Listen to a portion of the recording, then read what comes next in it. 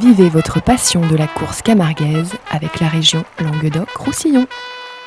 Les pompes funèbres camarguaises, convention obsèques, prévoyance, funérarium et ses agences de Nîmes, Sommières, Saint-Dionysie, Générac et Saint-Gilles vous présentent Noir et Blanc.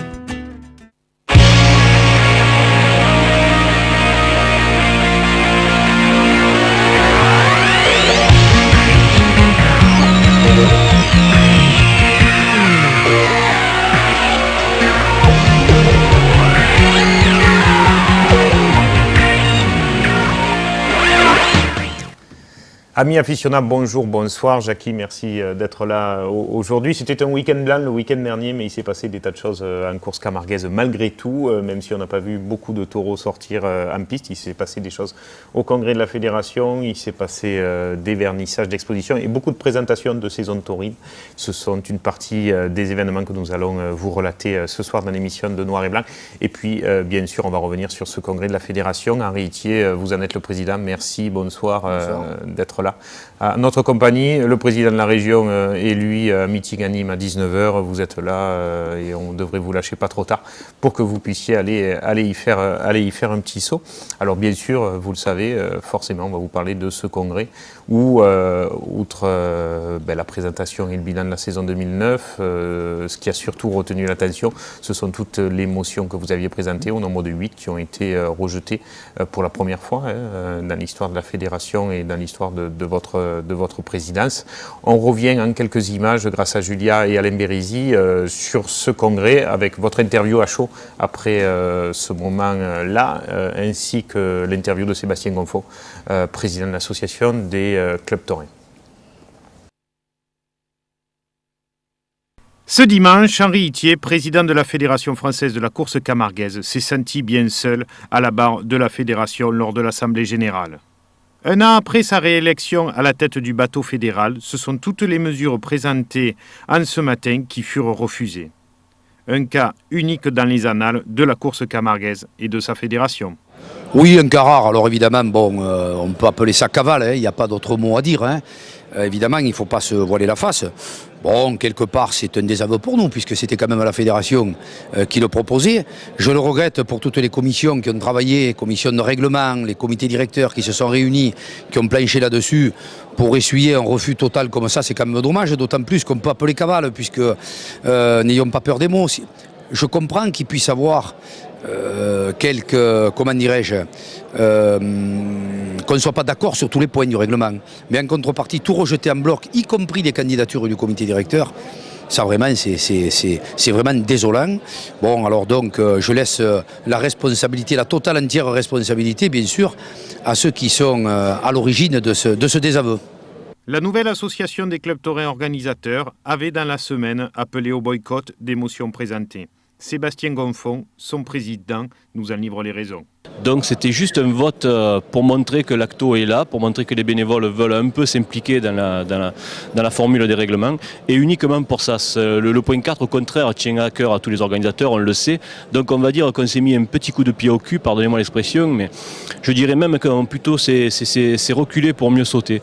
Il faut faire participer tous les gens de Bouvines à ces élaborations, et c'est très important, et ça tenait à cœur à tout le monde. Bon, le vote, vous l'avez vu, il est ce qu'il est. Je ne pensais pas qu'autant de gens suivent. Et bon, sincèrement, je ne pense pas que ce soit les clubs taurins qui aient influencé tout ça, puisque au dire d'aujourd'hui, on dirait plutôt que ce soit la GNS qui a fait basculer la balance. Ça, vous le verrez dans les dépouillements.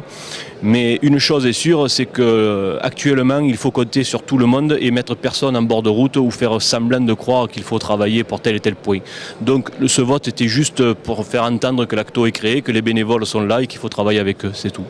Après la saison 2009 qui ne restera pas dans les annales, cette saison taurine démarre une fois de plus dans l'absence de consensus et la discorde des différentes composantes de la course camarguaise. Sûr que le dégel, après cette tempête, sera long à se mettre en place. Dommage, car avec ce vote sanction contre la politique fédérale, celui-ci empêche toute évolution de la discipline pour ce début de temporade 2010. Espérons que Sébastien Gonfaux ait raison et que ce ne soit alors que reculer pour mieux sauter et pas seulement les barrières. Henri Itier, vous voyez en interview, on voyait Sébastien Gonfond, président de l'ACTO. Alors, il faut rétablir la vérité. L'ACTO a été le catalyseur de ce vote sanction. Hein. Vous me direz si j'ai raison de l'appeler sanction ou pas. Mais c'est surtout la GNS, c'est-à-dire l'Association des gardiens non salariés et le président, M. Evesque, qui a fait basculer la balance, puisque à la fédération, il représente quasiment 600 voix, c'est-à-dire le plus gros collège. Et donc, qui vote d'un côté ou de l'autre, de toute façon, c'est lui qui fait basculer la balance aujourd'hui dans la tauromachie camarguaise et au sein de votre fédération. Oui, tout à fait. Alors, moi, tout d'abord, je voudrais remercier une fois de plus quand même la municipalité de Saint-Gilles et plus précisément Joël Passemard qui se sont beaucoup investis pour nous recevoir. Hein. Au dernier moment, ça n'a pas été simple de trouver une commune pour accueillir le congrès. Dire aussi que moi je suis satisfait de ce congrès parce qu'il y a eu une très très bonne assistance, donc ça prouve quand même que les gens accordent de l'intérêt au travail qui se fait au sein de la fédération. Là, l'assistante était peut-être pour voir justement basculer ces motions votées. Non, ça fait quand même quelques années que ça se maintient. Hein. On n'a eu pas plus ni moins de monde et ça c'est quand même important de voir qu'il y a toujours cet engouement. Bon alors évidemment la polémique ça suscite toujours un petit peu d'intérêt et de curiosité, mais bon ça a été d'une bonne tenue et je voudrais par la même occasion remercier aussi tous les intervenants pour la qualité de leur exposé parce que je crois que la palette était, on n'a oublié personne. Hein, Alors il y a des intervenants qui ont été découverts par le comité directeur, Henri Itier. Vous avez recruté a priori une personne en charge de la communication au sein de la fédération. Oui. Certains membres du comité directeur ne la connaissaient ni d'Ève ni d'Adam, alors qu'elle a présenté longuement d'ailleurs, d'après ce qu'on m'a dit, oui. ses fonctions au sein de la fédération. Alors, elle n'a pas de fonction au sein de la fédération, vous voyez que les interprétations sont toujours... hein. Elle est là en tant que consultante et je lui avais demandé de faire une intervention avec un œil extérieur justement à la course camarguaise et son professionnalisme puisqu'elle est quand même journaliste et elle a dirigé pendant 15 ans, elle a été rédactrice sur France 3 Île-de-France, je crois, ou quelque chose comme ça. Et je lui avais demandé, moi, justement, avec un œil tout à fait extérieur à notre activité, de voir comment on pourrait se projeter un petit peu dans la communication. Mais comment se fait que votre comité directeur ne soit pas au courant et de cette intervention-là et de sa présence aujourd'hui à la fédération en qualité de consultant? Oui, écoutez, je crois qu'on avait quand même parlé des actions de communication qu'on menait. Bon, c'est vrai que j'ai peut-être pas précisé qu'il y aurait une intervention. Je l'ai quand même d'ailleurs décidé bien après le comité directeur. Et c'est vrai que bon, je ne les ai pas informés, mais enfin, c'est pas dramatique. Hein. Non, mais c'est y a rien. C'est ce qu'un peu les gens hors caméra vous reprochent finalement. Oui, c'est aujourd'hui la gestion peut-être trop personnelle de la fédération. Oui. Sans véritable consensus. Les années précédentes, vous aviez des pré-congrès qui étaient organisés dans les différents départements. Cette année, ils n'ont pas eu lieu. Oui, alors on l'a fait cette année. Peut-être que tout ça n'est que la résultante finalement de cette gestion. Il y a eu quand même des réunions de départements, hein, même si moi je ne les ai pas menées. Hein, il y avait les responsables de département quand même qui l'ont fait et qui ont demandé justement au Club Taurin leur desiderata. Donc il y a eu quand même des réunions, même si ça ne correspond pas tout à fait à ce que certains attendaient, mais il y a eu quand même de la concertation, qu'on le veuille ou non, et il y a eu d'ailleurs tous les points qui ont été proposés en commission règlement ont été proposés dans chaque département, donc l'ACTO en a pris aussi connaissance. Alors, on va regarder justement, puisque vous parlez d'Henri, de l'ACTO, du dessin de notre caricaturiste de noir et blanc de cette semaine. Il va apparaître à l'écran. Le 7 mars, le président Henri Itier prend une claque, c'est sa vision des choses. Les associations commenceraient-elles à prendre leurs responsabilités au sein de la fédération? ACTO m'a tué, en référence bien sûr à une affaire judiciaire il y a une vingtaine d'années déjà. Omar m'a tué à l'époque. Qu'est-ce qui s'est passé avec l'ACTO pour que l'ACTO appelle à voter contre les motions? N'y a-t-il pas eu assez de concertation si je rebondis sur la légende du dessin, ce serait bien que les associations aient envie un petit peu de travailler. Parce que vous voyez au comité directeur, y compris au comité directeur, on essuie toujours des réflexions quand on fait quelque chose derrière, mais les comités directeurs, ce n'est pas une force de proposition malheureusement. Et si j'avais annoncé que Caroline Redon faisait une intervention au Congrès, et je veux dire, ça aurait troublé les urines de personne. Hein. Donc alors il faut quand même de temps en temps remettre un peu les choses à leur place. Alors, quant à l'ACTO, moi je voudrais dire à Sébastien Gonfond que je suis ravi de voir qu'il ait envie de s'investir, mais je trouve qu'il s'y prend mal. Il s'y prend mal parce que c'est pas comme ça qu'on fonctionne. Voilà. En 85, j'ai fait partie, moi, d'un groupe de responsables de Club Taurin qui avaient des revendications à faire à la fédération. D'accord ? Mais j'ai jamais lancé un boycott sur un vote, et j'ai fait mieux que ça, je suis rentré au comité directeur, alors qu'ils ont eu quand même dans leur association des propositions en 2008, il n'y en a pas un qui a accepté. Je suis rentré au comité directeur, j'ai posé ma candidature comme secrétaire général, j'ai travaillé auprès de Jérôme Vigne et puis de Bernard Fesquier par la suite. Donc voilà, c'est comme ça qu'il faut procéder. Et c'est pas au bout de 6 mois qu'on a créé une association, d'arriver à la fleur au canon, en remettant tout en cause, d'autant plus que moi ce qui me vexe dans cette histoire, les propositions ne sont pas passées, elles ne sont pas passées. Ils se sont tirés une balle dans le pied, parce que finalement, c'est eux les plus punis. Bon, c'est plutôt l'image qu'on véhicule en course camarguaise. L'image qu'on donne encore à travers... Pour la deuxième année de suite, parce que l'année dernière, pareil, les réformes qui devaient passer complètement, ne sont pas passées complètement. à cause Et des l'image problèmes qu'on avec donne le encore trophée à travers Touring. les journaux, en donnant l'impression qu'on est toujours dans un milieu où c'est la pagaille et où on n'arrive pas à avancer. Voilà, c'est ça qui est regrettable. Alors après, le vote, pour en revenir au vote, Gonfon dit dans son interview qu'il n'est pas responsable de rien, il a raison. Ils sont responsables de rien, puisque si on regarde le résultat, et on a d'ailleurs fait une synthèse et on a présenté des chiffres ça a été fait sur notre site, il représente à peine, il dépasse à peine le 10%, donc des licenciés. Donc, ils pèsent pas lourd dans la balance. Bon. Mais ne pensez-vous pas justement, Henri Itier, que c'est un problème de la fédération aujourd'hui, où les clubs taurins, les manadiers et les raseteurs, qui sont quand même les composantes principales de la discipline, ne représentent finalement que peanuts par rapport à l'association des gardiens non salariés dans le choix des décisions stratégiques de la fédération. Alors, avant de parler des gardiens non salariés, il y a eu quand même 1300 et quelques abstentions. Il y a près de 45% de gens qui ne se sont pas déplacés pour voter. Parce que bon, dans l'association de Noguera, ils sont 50 ou 60. Il y avait alerte orange ce jour-là. Mais il y en a autant qui sont dehors. Bon. Mais, alors, ils ne sont pas contre, ils sont ni pour ni contre, ils s'en foutent. Il y a beaucoup de clubs taurins qui sont arrivés, qui n'avaient pas de procuration, qui n'avaient rien, qui n'ont pas voté non plus. Donc voilà, ils ne sont ni pour ni contre. Voilà. Alors, il eût été plus judicieux, de la part évidemment de la GNS, qui a voulu aussi montrer son désaccord, mais non pas avec les dirigeants de la fédération, mais par rapport à certains membres du comité directeur, et notamment des manadiers, qui se sont manifestés contre eux lors du dernier comité directeur, et ils ont eu une réaction qui, bon, je respecte la GNS et notamment son président pour le travail qu'il fait, parce que c'est quelqu'un qui s'investit, et moi je respecte les gens qui travaillent et qui s'investissent. On a suffisamment de gens dans ce milieu qui braillent et qui font rien, qui n'ont jamais rien prouvé, qui ne prouveront jamais rien, que quand il y a quelqu'un qui travaille, je le respecte, donc pour ça il a... Je lui en veux pas, mais en contrepartie, il eût été plus judicieux pour lui qui s'abstienne. Et quand on voit les premiers chiffres, si je vois à la première question, si c'était abstenu, le oui passait avec 778 contre 273. On peut toujours refaire, et ça, c'est vrai tout le long. Refaire les votes en réitier ou voir la bouteille à moitié vide ou à moitié pleine. Attendez, il faut quand même après mettre les chiffres. Et pendant des années, il a voté de votre côté par rapport aux mentions présentées. Ne me dites pas pendant des années. Il a la GNS et ce mode. Non, moi, ce que je veux montrer du doigt, c'est qu'aujourd'hui, il y a un problème de scrutin vous avez raison. Et de suffrage au sein de la fédération. Vous avez raison, mais ne dites avec ce quota de voix. Vous avez raison, mais ne dites pas pendant des années, puisque ce mode de scrutin est en place depuis 2008. Donc, ça a été bénéficiaire, entre parenthèses, pour les élections de 2008. Les autres années, la GNS, elle n'y était pas. Même vous, l'année dernière, sur ce plateau, lors de nos 20 questions, vous aviez dit que justement, il y avait un vrai problème de scrutin. Il faut qu'on revoie. Ça ne bouge pas. Il faut qu'on revoie notre mode de scrutin et on va s'y atteler. On va s'y atteler maintenant. Je vais désigner 2 ou 3 personnes qui vont y travailler dessus. Le problème que nous avons, c'est qu'on a actuellement à 3200 ou 3300 licenciés. Il faut qu'on trouve un mode de scrutin où chaque fois on est sûr d'avoir le quorum. Parce que si on fait voter les gens individuellement, on n'atteindra jamais le quorum.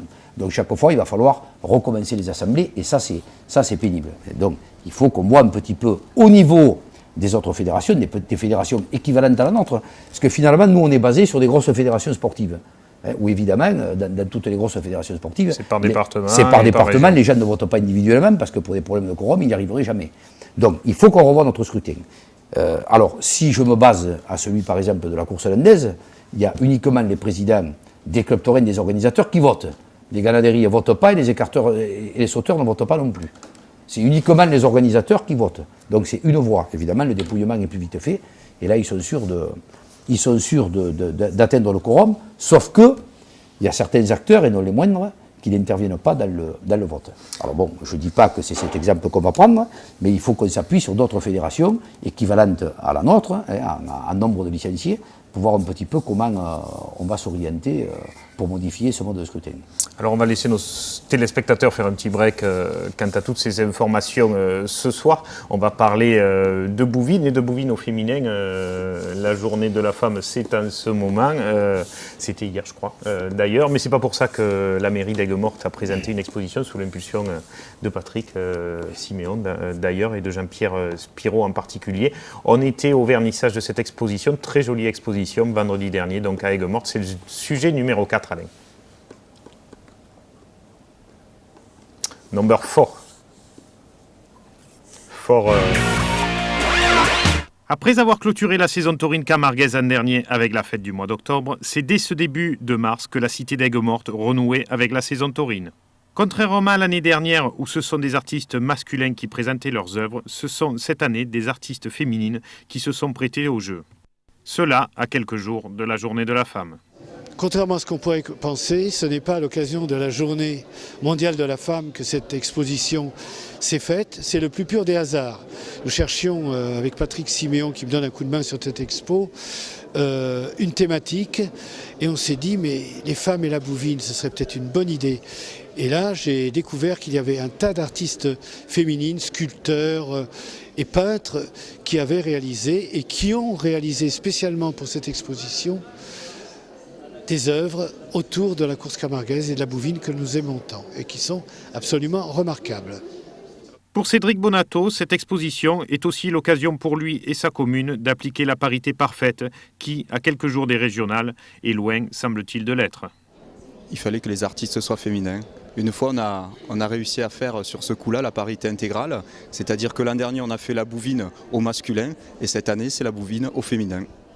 De Saint-Géniès de Malgoirès à Aigues-Mortes, l'absence d'arène semble obliger quelque part à avoir des idées pour animer et faire vivre la tauromachie camarguaise autrement. Et on continue actuellement, mais nous avons un rêve caché, c'est d'avoir un jour nos arènes, puisque quelque part Aigues-Mortes est un peu la capitale taurine de cette petite Camargue gardoise. En attendant l'aboutissement éventuel de ce rêve, grâce à toutes ces artistes, le son des arènes retentira jusqu'au 4 avril au cloître des Capucins, place Saint-Louis. Une jolie occasion de découvrir Aigues-Mortes autrement et la bouvine conjuguée au féminin.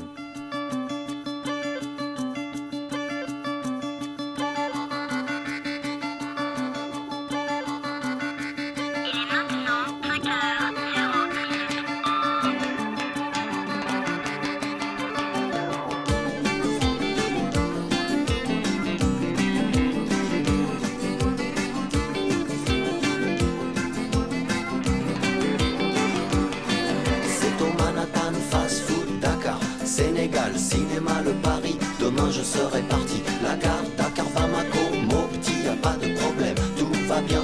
Aujourd'hui je me marie, j'ai confiance, Amoul, Solo, Gao, l'Algérie, Tunisie, Italie, y a pas de problème, j'aime au Manhattan, fast food, Dakar, Sénégal, cinéma, le Paris, ascenseur pour le ghetto, il est minuit à Tokyo, il est 5 heures au Mali, quelle heure est-il au paradis, il est minuit à Tokyo, il est 5 heures au Mali. Quelle heure est-il au paradis?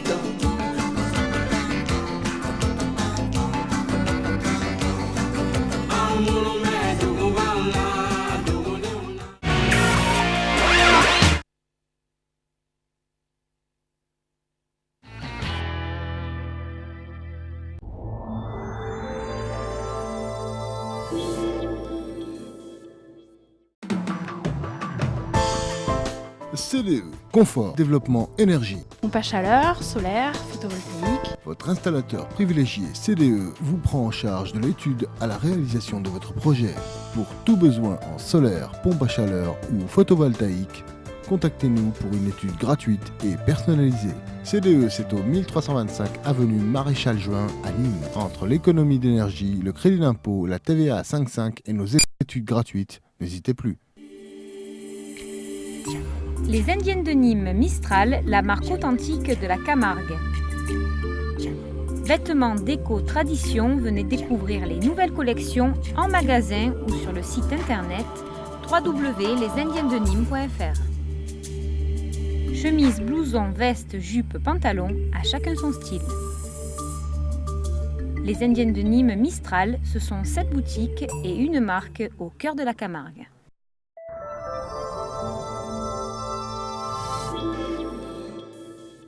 Deuxième partie de Noir et Blanc. Henri Itier, on va continuer à parler du congrès, mais parler de ce qui, moi et peut-être Jackie aussi, touche peut-être plus à cœur que les problèmes du monde politique de la Camargue. C'est les problèmes sanitaires du cheptel camarguais et des taureaux. On a profité du congrès où vous aviez invité Jacques Maillan et Françoise Pétavin à parler un petit peu de ce qui se passait en ce moment. On en a profité pour les interviewer après, pour qu'ils nous donnent un petit peu leur vision des choses, parce que beaucoup de choses se disent, donc c'est bien d'avoir les deux présidents principaux des associations d'éleveurs de taureaux au Camargue.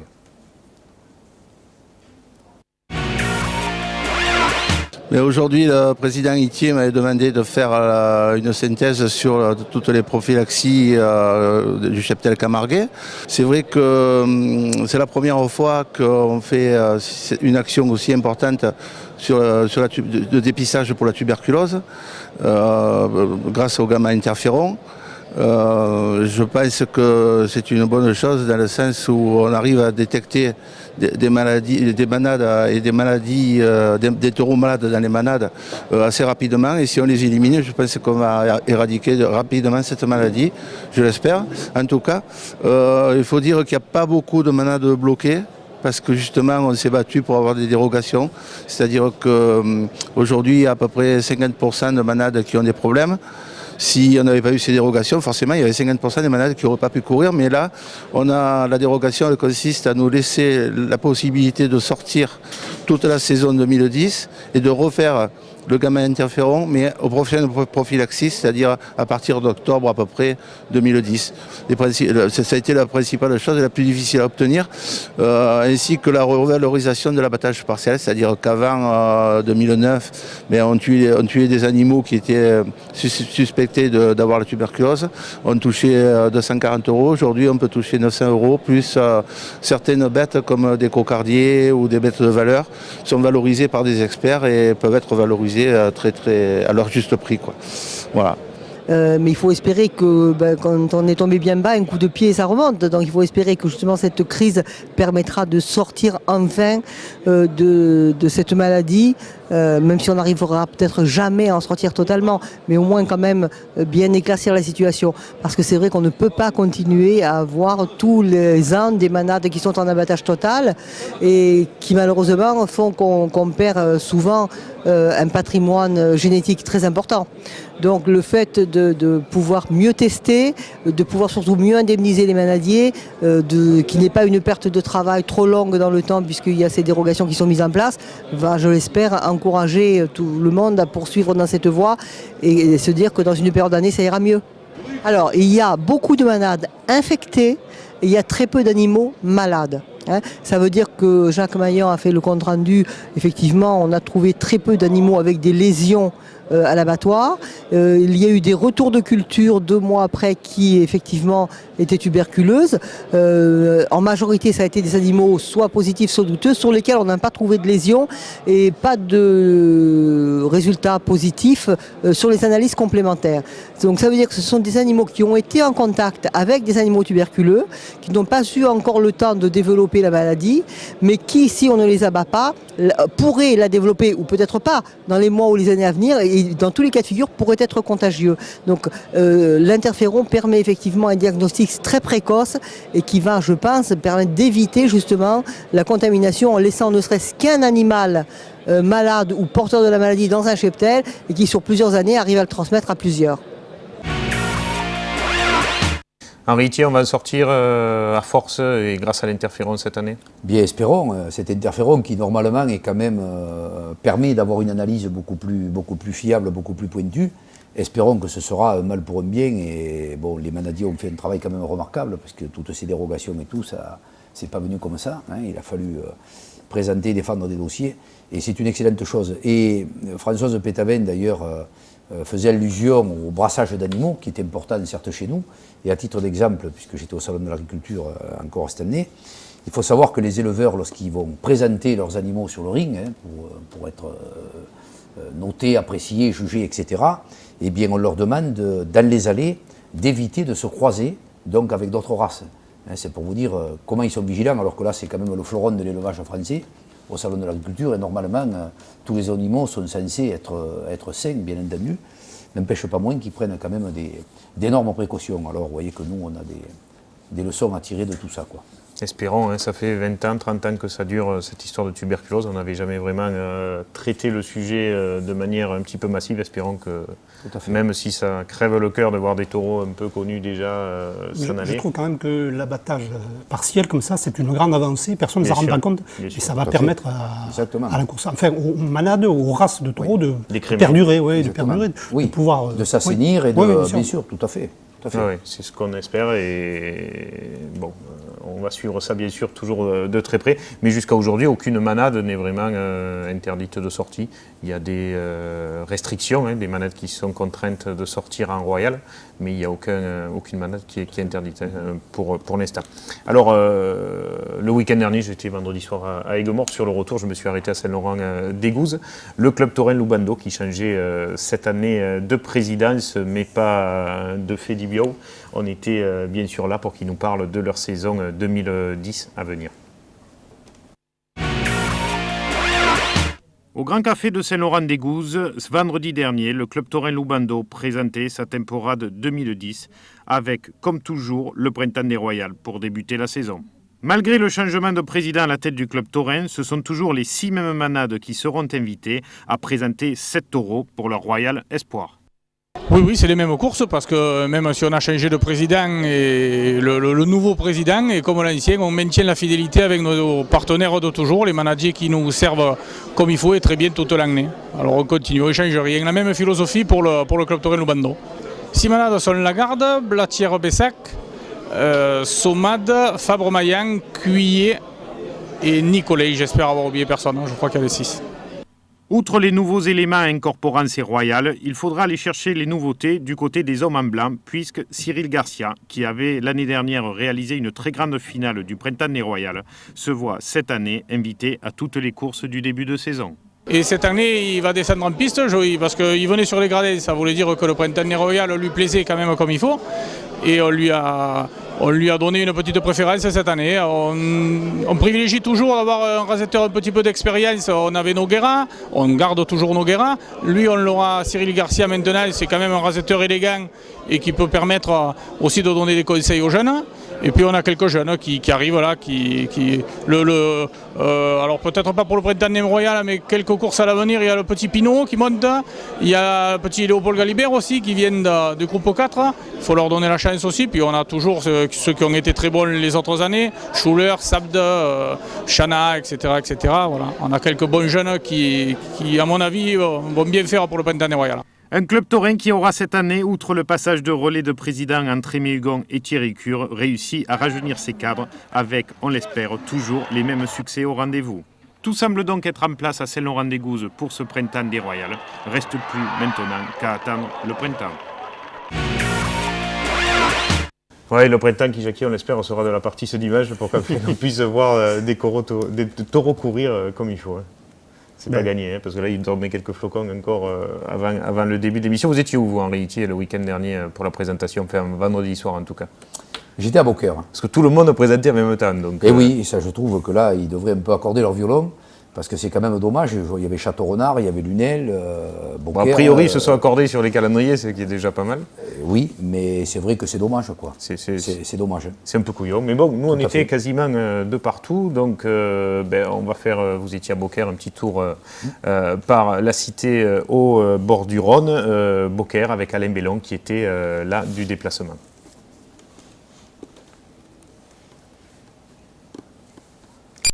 Alain Bellon, voilà. Il y avait du monde au casino municipal de Beaucaire pour la présentation de la saison taurine 2010. Elle débutera le 11 avril pour la première journée du Muguet d'Or. Un calendrier riche de 9 dates a été retenu pour vivre des moments forts de la course camarguaise. Nous organisons une compétition phare qui est la plus ancienne compétition, qui est la Palme d'Or. Donc 4 courses à la file, c'est quand même un moment très fort. Une grande finale, un lundi, mais qui attire toujours beaucoup de monde. Et pendant toutes ces courses, on appelle ça le gros dimanche de la foire, il doit y avoir beaucoup de taureaux. La première course, on se doit de sortir aussi de bons taureaux. Et nous devons quand même, Beaucaire, berceau de la course camarguaise, nous devons de sortir tous les meilleurs taureaux du moment, en tout cas tous les bons taureaux qui existent. Et je pense que ce sera le cas encore cette année à Beaucaire. Le mois de septembre à Beaucaire sera le mois de la découverte de la course camarguaise, avec les révélations du Pays d'Oc. 4 dates pour ces courses gratuites organisées les vendredis 3, 10, 17 et 24 septembre. Mais avant, d'autres actions sont organisées pour sensibiliser le public. Nous attendons du monde, nous souhaitons qu'il y aura le maximum de monde. Cette année, j'ai encore invité des jeunes, notamment tous les jeunes qui avaient réussi le brevet des collèges dans les collèges de Beaucaire. Je les ai invités à participer aux courses du Muguet d'Or. Mais nous espérons que le public viendra nombreux d'un peu partout pour pouvoir remplir nos arènes et pour pouvoir continuer à faire vivre cette course camarguaise qui en a bien besoin. Pour le maire de Beaucaire, Jacques Bourbusson, cela sera une temporada à la hauteur des arènes de Beaucaire. Mais au cours de cette présentation, il a marqué les esprits sur son inquiétude du devenir de la course camarguaise. Je l'avais expliqué il y a déjà plusieurs années à une conférence de presse à l'Impérator. La course camarguaise, donc le public, c'était 80% d'agriculteurs. Pourquoi ? Parce que les agriculteurs étaient majoritaires sur le territoire du Languedoc-Roussillon. Aujourd'hui, ça s'est inversé et il ne faut pas que nos traditions disparaissent. Ça, c'est le premier point. Le deuxième point, eh bien, il y a de moins en moins de mères aficionados. Et donc, à partir de là, on doit être très vigilant sur ce que doit être l'élevage, et là je parle en tant que secrétaire général de la Chambre d'agriculture, donc ce que doit être l'élevage, avec toutes les contraintes, et c'est là où on s'aperçoit aujourd'hui quand on a un bon éleveur et un mauvais. Ça c'est le premier point. Et le deuxième point, eh bien, c'est vraiment de tout faire tous ensemble, les manadiers, les raseteurs, les clubs taurins, et les mairies, donc de se mettre tous ensemble pour que perdure cette tradition. Voilà un discours de M. Bourbusson, maire de Beaucaire. Henri, lui aussi, gros plateau présenté cette saison 2010. Ah oui, ils ont vraiment tous les gros taureaux. Il n'y a pas un gros taureau qui ne va pas à Beaucaire à cette année. Et même le Muguet d'Or, plus costaud que les années d'avant. Et bon, je crois que c'est bien de souligner, Jacques Bourbusson le disait, moi j'en faisais d'ailleurs écho au congrès dimanche. Je crois qu'il faut que l'on prenne conscience qu'on a besoin justement d'avoir des politiques encore aux têtes des municipalités et des institutions qui soient attentifs, qui soient sensibles à cette activité si on veut que ça perdure. On continue du côté de Château-Renard, là-bas aussi la fête du bureau est bien vivante et toutes les tauromachie aussi. C'est Christophe Chez qui était parti de ce côté-là des Alpilles.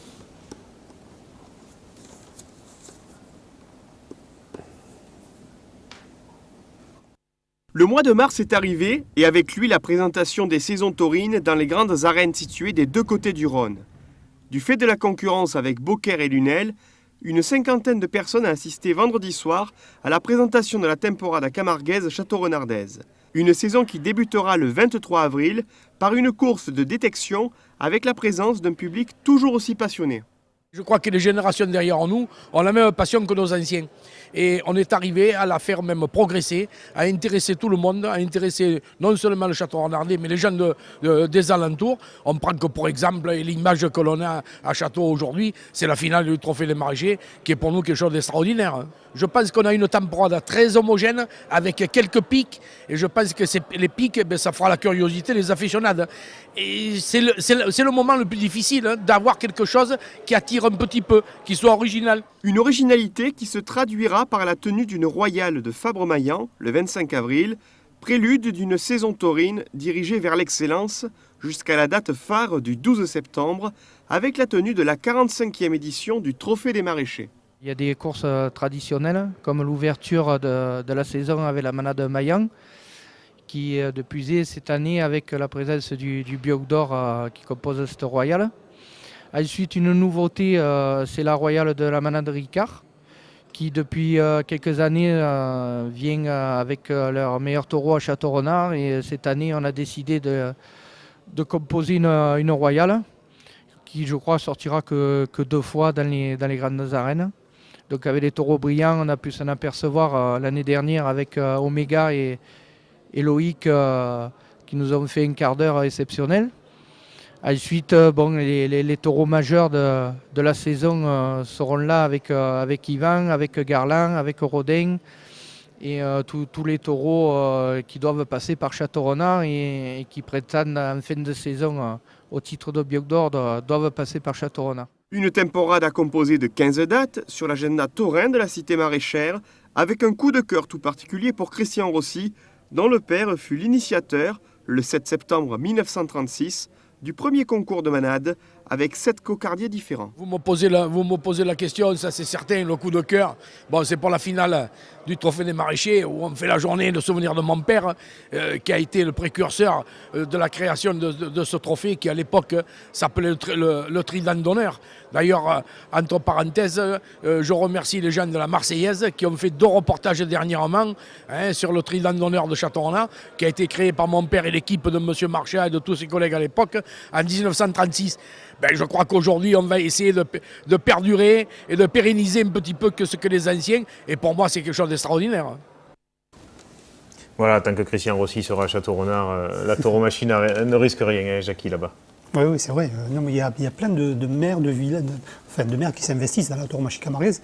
Il y en a un seul que je regarde un peu, et ce qui se passe, c'est Nîmes. Nîmes, je trouve que ça ne bouge pas assez, et pourtant, c'est le centre de la tauromachie, quoi. C'est vrai que le dernier qui s'investissait, qui était de culture camarguaise, ça reste quand même Jean Bousquet. Jean Lafont nous en a parlé d'ailleurs longuement quand on l'a rencontré il y a pas longtemps. On va en finir avec Château-Renard. Quelques interviews à chaud avec Loïc Ozol et Guillaume Lensolas avant son exceptionnelle journée passée à la Brivado des Plages au Cours du Roi.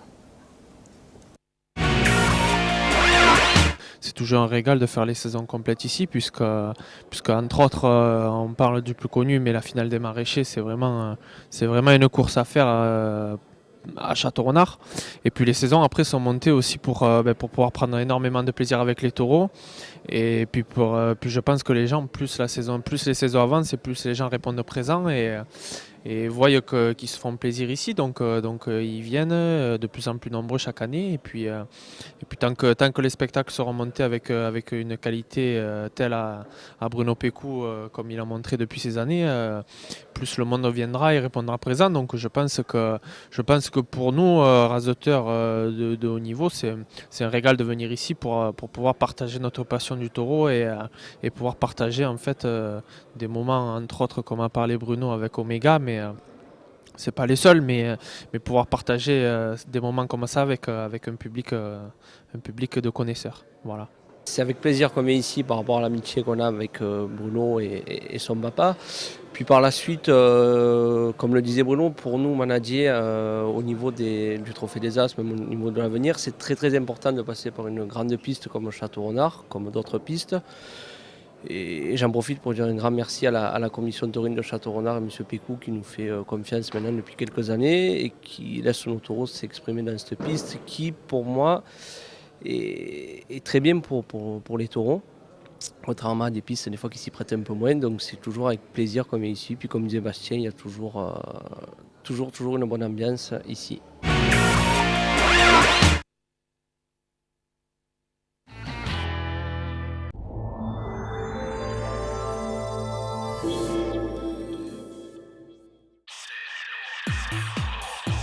Côté homme, côté femme, masculin direct, 25 boulevard Sergent-Trier à Nîmes.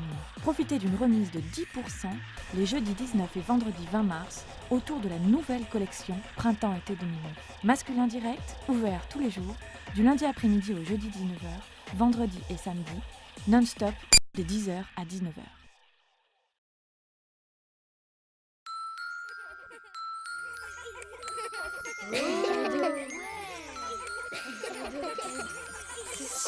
Il était une fois les matinées magiques.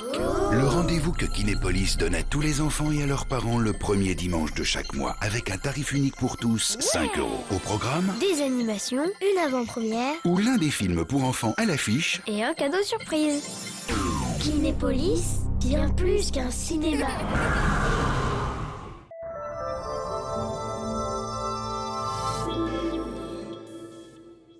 Voilà, dernière partie de Noir et Blanc. On va continuer notre tournée des Grands-Ducs, des présentations de saison taurine, en allant à présent du côté du Grau-du-Roi. Ils étaient mieux au Grau-du-Roi, ils ont décidé de le faire le samedi matin. Peut-être un peu tôt pour ceux qui ont fini tard le vendredi soir. Mais on était là aussi présents. Et bien sûr, Olivier Michel qui ne rate jamais une matinée au Grau-du-Roi, un jour d'abrivade des plages. Daniel Siméon, Étienne Moru, entre autres en interview. Une course insolite avec de nouvelles manades et de nouveaux cocardiers, une course intégralement spectaculaire avec des taureaux dits bondissants ou un championnat de rodéo de Camargue, le programme de la saison 2010 des arènes du Grau-du-Roi se veut être des plus attractifs et novateurs. Attractif, oui, c'est une nécessité, c'est peut-être un plan médiatique. En tout cas, chaque course a un thème. Par exemple, quand vous parlez des taureaux bondissants, il s'agit des taureaux de Ricard et de Bon qui ont cette spécificité d'aller très haut sur les actions. On l'a vu l'an dernier, le 1er mai, c'était une course extraordinaire, très très spectaculaire. Donc chaque course a son thème. Le 4 avril, par exemple, ce sont que des manades nouvelles au Grau-du-Roi. Il y a Coyote de Caillan, par exemple, ou Louverie de Saint-Pierre, qui sont des manades qui ne sont jamais venues au Grau-du-Roi. Donc chaque course a son thème. Je pense que c'est bien pour les aficionados et les vacanciers au Grau-du-Roi. Il y a pas mal de gens néophytes, de leur situer le genre de spectacle qu'ils vont voir. Il faut dire qu'avec une course camarguaise qui reste déficitaire, il faut savoir innover pour attirer et faire perdurer les traditions. Grâce à ces différents spectacles, le Grau-du-Roi accueillera 11 courses aux As. Il ne faut quand même pas se voiler la face, il y a aussi un problème économique. Donc nous essayons de gagner un petit peu d'argent. Je crois qu'il faut appeler un chat dans des spectacles qui sont très populaires et qui ne coûtent pas très cher, pour nous permettre de mettre de l'argent dans des spectacles de qualité, tels que les courses aux As, qui, il faut bien le reconnaître, au fil des années, ont coûté de plus en plus cher. On s'est aperçu que les gens venaient au Grau-du-Roi surtout pour le Trophée des As, donc on a tout axé sur le Trophée des As. Ouais. Et la grande course du 15 août, bien sûr, avec une affiche exceptionnelle cette année, parce qu'il n'y a pas un grand taureau qui ne soit pas à cette course. Alors, qui sont-ils ces taureaux? Alors, il y a Pasteur, le Biaud d'Or, Rodin des Baumelles, Yvan du Pantail, Guépard de Cuillé, je ne sais plus, enfin, si, je vais vous le dire. Et Nizan de Blatière, qui est le petit taureau qui monte de chez Blatière. Il y a ensuite Rodin des Baumelles, je l'ai dit, et Oméga de Cuillé. Durant les 2 mois d'été, les arènes proposeront tous les soirs à 21h un spectacle. Si les taureaux piscines restent indénombrables, on compte des spectacles de tradition camarguaise, une corrida portugaise, un festival du comique équestre ou encore le 19 août, la nuit du taureau Camargue. C'est une course de taureaux insolite. On veut que dans la soirée passent toutes les activités taurines camarguaises, en passant de la course de ligue, l'école taurine, le trophée de l'avenir, des taureaux jeunes, une vache, un taureau aux As. Et chaque animal, on change de groupe de raseteurs. Et à chaque groupe, on sort les 2 meilleurs. Et le dernier taureau est raseté par les 8 meilleurs raseteurs de la soirée. Et ensuite, on élit le meilleur raseteur de la soirée, le meilleur taureau. Enfin, il y aura du folklore, des peignes, et tout ce qui s'ensuit. Je veux dire, c'est pour ouvrir la course camarguaise aux vacanciers. Afin de plus encore démocratiser la course camarguaise, Daniel Siméon a même évoqué l'idée de donner un micro à un raseteur afin qu'il commente ses actions en live. Reste à savoir lequel jouera le jeu. Prochaine étape peut-être, la caméra embarquée sur le frontal du taureau. Voilà un très beau reportage d'Olivier Michel. On ne sait pas comment va faire Daniel Siméon pour persuader les manadiers de sortir premier, second et troisième lors de cette course du 15 août. Mais ça va être une affiche alléchante en tout cas. Oui, c'est vrai qu'il n'y a que des grands taureaux, donc je ne sais pas, au dernier moment peut-être que les choses vont changer et on va trouver un premier, parce qu'il manque simplement un premier dans cette course. Parce qu'au départ, je crois que c'était le taureau de Chauvet-Géricault qui était prévu. Alors donc, c'est les adieux de Pesquier aussi, je trouve que la course, et peut-être même, on dit aussi qu'il y aurait aussi la course des Masters, sinon, le 15 août. C'est en discussion. Ah d'accord, là. C'est en discussion, s'il y a la couverture, moi j'ai eu une réunion avec Daniel Siméon et Étienne Moru. Et Étienne Moru est tout à fait favorable, ça lui a plu, les courses des Masters, puisqu'il y a participé lui à Beaucaire et à Vauvert. Et il est tout à fait favorable, mais dans la mesure, bien sûr, où il y a une couverture médiatique, ce qu'on peut comprendre. dans le Midi Libre ou la Provence qui, l'année dernière, avait fait le boycott de ces courses-là, puisque les autres médias, la Marseillaise, Télé Miroir ou autres, avaient fait leur métier. En l'occurrence, Étienne Mourou, c'est le Midi Libre qui l'intéresse, bien sûr. Oui, entre autres. Entre autres. Voilà. Jackie, une question que les gens doivent se poser. Vous avez le même fournisseur de chemises avec votre frère ? Ben oui, d'accord. C'est non, mais voilà, c'est important que les gens le sachent, que vous fassiez travailler. Pourquoi, vous avez apprécié la chemise de Daniel ? Dans votre style, grande classe comme d'habitude. Alors Olivier était bien sûr, on vous le disait tout à l'heure, de la partie pour aller prendre un petit bouillon dans la froide mer du Grau-du-Roi de ce mois de mars. Il nous a ramené un joli sujet à toutes les âmes sensibles. Baissez peut-être un petit peu le son de votre téléviseur.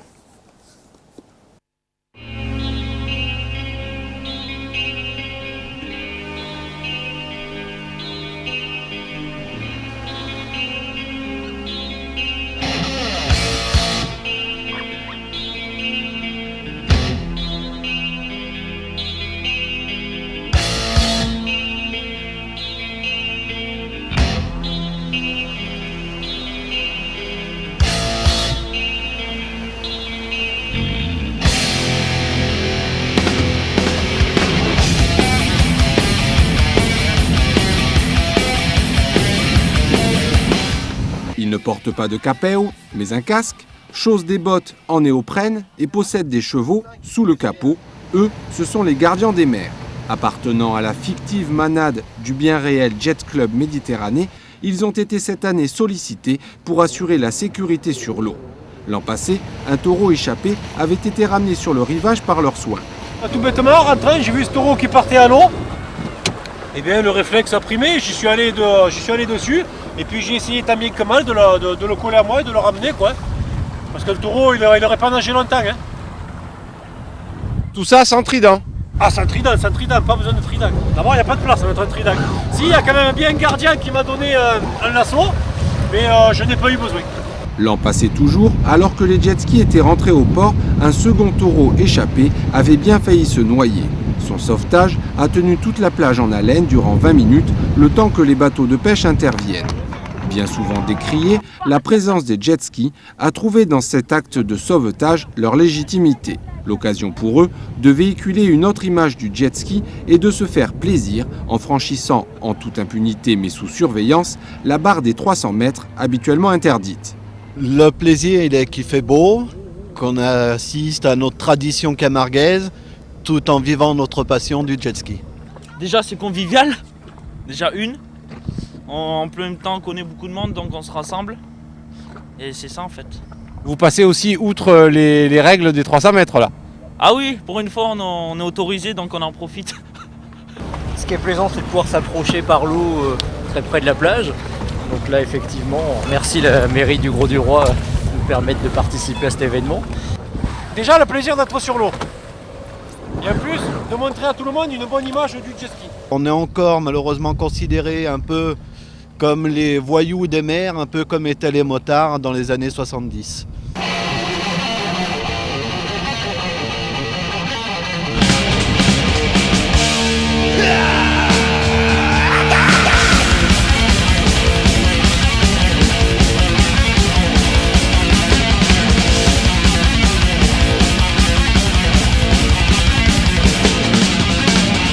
Cette année, sur les 10 passages aux allures souvent forcées et copieusement sifflées, un seul taureau s'est échappé sans toutefois prendre de bain. Les jet skis n'auront pas eu à intervenir, ce qui n'aura rien gâché à leur plaisir de tout simplement être sur l'eau à regarder les taureaux.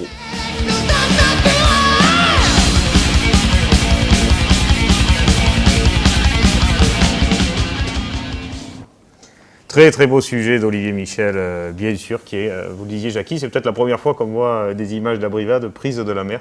Je ne sais pas si c'est la première fois, mais en tout cas, Olivier l'a fait sans qu'on en ait rêvé au préalable. On va conclure cette émission en vous parlant, on l'espère, que la neige va s'arrêter un de ces jours par chez nous et que surtout elle va fondre, en vous parlant du week-end taurin a priori qui devrait avoir lieu la fin de semaine à venir.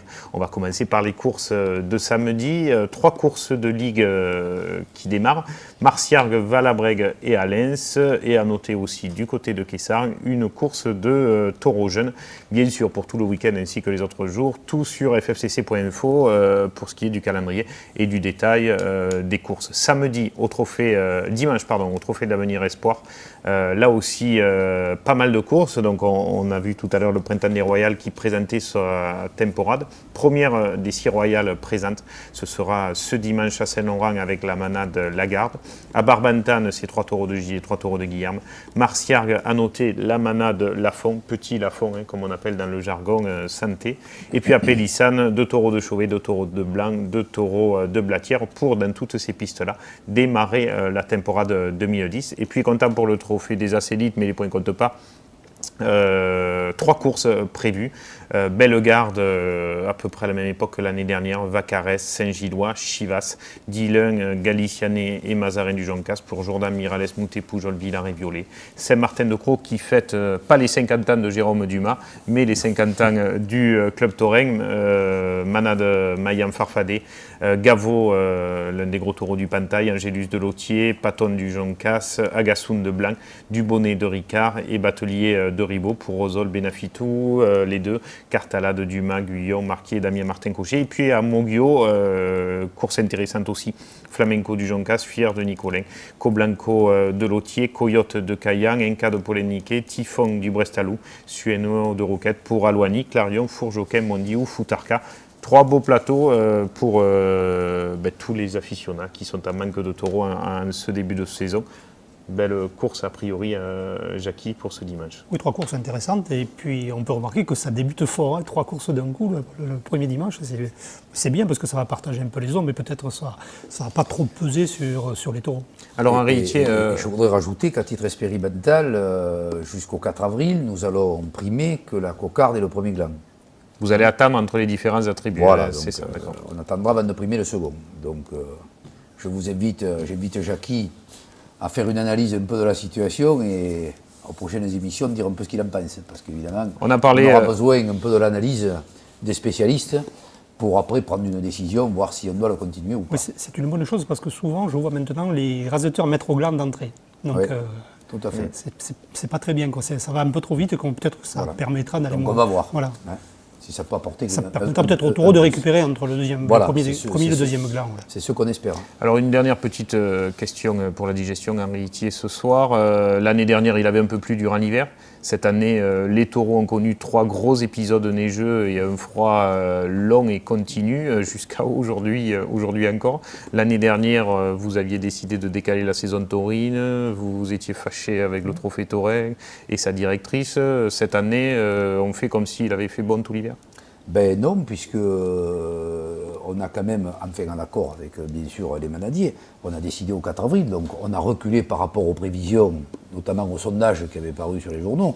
On a quand même retenu le 4 avril, alors vous voyez bien que c'est quelque chose dont on ne peut pas prévoir à l'avance, on est bien obligé quand même de tenir compte des conditions climatiques, et c'est vrai que franchement, dimanche, espérons que les choses vont s'améliorer rapidement, parce qu'il y a certains taureaux dans certains endroits qui ne doivent quand même pas être trop bien.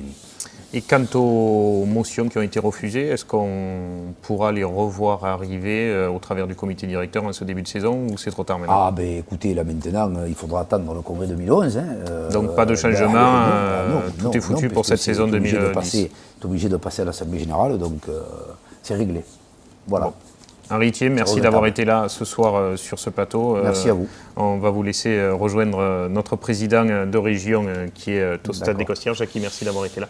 À ce week-end, sans doute très bon week-end taurin à toutes et à tous. Merci.